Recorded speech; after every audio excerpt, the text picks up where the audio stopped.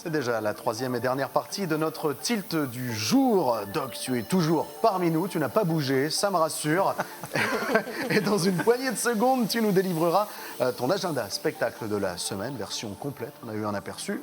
La suite dans quelques secondes, ça sera après s'être nourri de la chronique nutrition de Virginie. Et tu nous parles, je crois, de gaspillage alimentaire. Oui, et je remercie les éboueurs de m'avoir inspiré cette chronique parce que c'est vrai que je me suis dit, en fait, il pourrait y avoir 20% de moins dans la rue. En fait, c'est 20% de denrées alimentaires comestibles gaspillées tous les ans. 20%. 20%, c'est juste dingue. Un cinquième. Ça fait 150 kilos par an par personne. Ça représente en chiffres 10 millions de tonnes. Et je vais plus loin dans les chiffres parce que c'est quand même impressionnant. 16 milliards d'euros, alors qu'on sait qu'il y a plus de 8 millions de personnes en insécurité alimentaire et plus de 5 millions, 6 millions de personnes qui font appel aux aides alimentaires. Donc là, on se dit, c'est pas possible, il y a un bug. Ces chiffres-là. Alors, qu'est-ce qu'on peut faire? Donc, le gouvernement, depuis 2013, a mis en place des systèmes avec la loi Pacte Alimentation, la loi Egalim, etc. Et ça, à la limite, nous, moi, je suis là pour vous parler en tant que consommateur. Donc, qu'est-ce que nous, on peut faire? Ce dont on se rend compte quand même, c'est que peut-être on a l'ouverture de la poubelle facile. On ne se rend pas compte qu'avec un tout petit peu d'organisation à la maison, il y a plein de denrées qui nous font peur, au sens où on pense que ça n'est plus comestible et qui sont comestibles. Donc, déjà, c'est d'apprendre à bien lire vos dates de limite de consommation et de savoir qu'il y a des dates de limite de consommation au-delà de laquelle vous allez, ça va altérer le goût un peu, mais ça ne veut pas dire que c'est impropre à la consommation. Alors que des dates, typiquement sur de la viande, si on les dépasse, là, ça peut devenir impropre. Donc ça, c'est autre chose. Donc déjà, en tant que consommateur, réapprenons à regarder les dates, réapprenons à gérer aussi un petit peu notre frigo, avec un tout petit peu d'organisation du type, les nouvelles courses, je les mets au fond, et je ramène les nouveaux yaourts devant. Qu'on n'oublie rien au fond du frigo, quoi. Et puis, si jamais on les a oubliés, il y a d'autres astuces en tant que consommateur, c'est aussi d'apprendre à cuisiner avec les restes et de sortir des recettes un peu traditionnelles. Je pense à un gâteau au yaourt, un gâteau au yaourt périmé, tout va bien. Vous ne prenez pas de risque sanitaire. Je pense aussi à une traditionnelle quiche où on mettrait des bouts de jambon ou des bouts de lardon. Donc on va, ah zut, j'en ai pas, je vais aller acheter du jambon ou du lardon.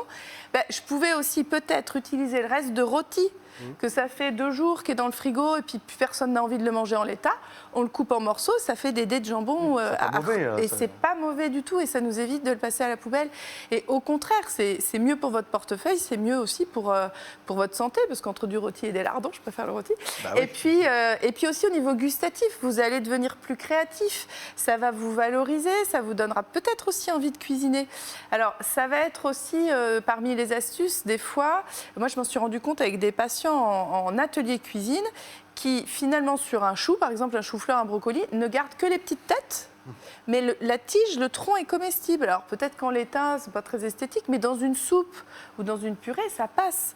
Et donc tout ça, ça permet d'augmenter déjà le volume de légumes que vous mangerez, vous évite de gaspiller au niveau argent, et puis ça vous permettra d'inventer aussi, de créer une quiche, encore une fois, ou une soupe, ou un cake avec des restes. Donc ça, c'est vraiment un point important. D'autre part, petite astuce aussi, c'est dans le fond, si on achète des légumes et des produits de saison, ils vont peut-être aussi moins s'altérer. Et si on les achète en production locale, ils sont un tout petit peu plus frais, donc ils vont s'altérer un peu moins vite chez soi. Et puis, petite note favorable pour le bio, si vous avez un produit bio, vous n'avez pas besoin de l'éplucher. Donc, vous évitez aussi une partie des épluchures. Parmi les autres astuces que vous pouvez avoir, ça va être aussi de réenvisager un petit peu chez soi le tri.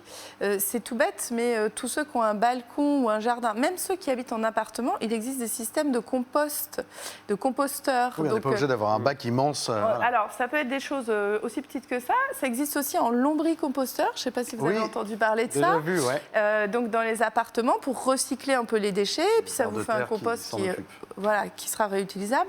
Alors là, il n'y a pas beaucoup de liens avec la nutrition, encore que montrer à l'échelle familiale le circuit, le cercle de la terre à l'aliment, au recyclage du déchet, ça permet de sensibiliser les enfants. Et ça, c'est un point sur lequel je voudrais conclure.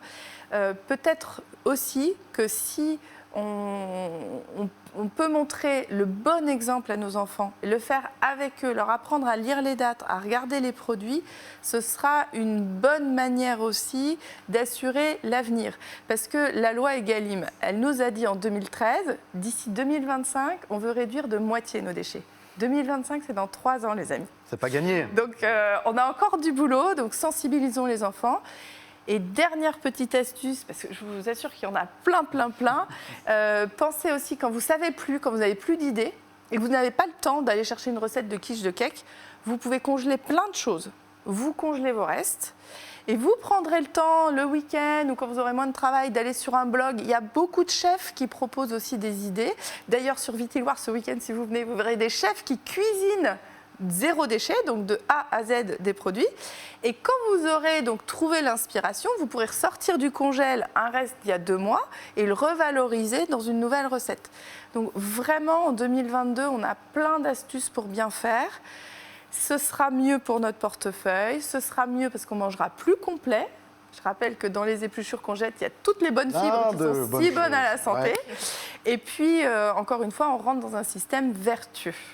Eh bien, le message est lancé. Voilà. Pour ceux qui veulent plus d'infos, il y a quand même un site gouvernemental agriculture.gouv.fr qui est assez bien fait. Il est indiqué au bas de l'écran. Plein d'articles dessus. Et puis encore une fois, j'ai envie de vous dire, discutez avec les professionnels comme les restaurants et pensez aux gourmet bags. Moi, je sollicite souvent les gens par rapport au restaurant en leur disant « Vous forcez pas ? Oui, mais sinon ça va gaspiller. » Eh bien, pensez aux gourmet bags, comme ça vous aurez un repas en plus à ramener à la maison. Merci pour tous ces conseils, Virginie. Et on retrouve d'autres conseils. On te retrouve en fait sur ton site reviviscence.com. Voilà. Toujours, tu es toujours là. Avec plaisir. Merci beaucoup, Doc.